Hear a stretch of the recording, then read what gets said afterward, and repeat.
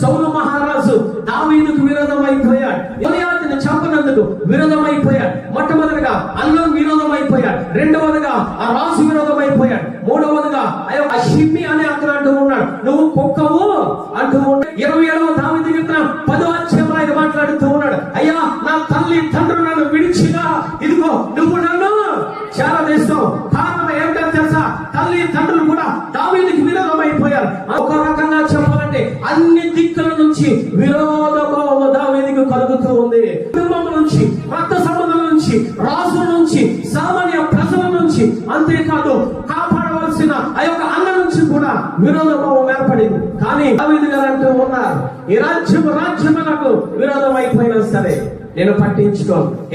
నా తల్లిదండ్రులు నన్ను విడిచిన నువ్వు నన్ను చేరదీస్తావు ప్రభువా. వాక్యము నువ్వు పలికినట్లయితే ఆశీర్వాదము నీ సొంతమే.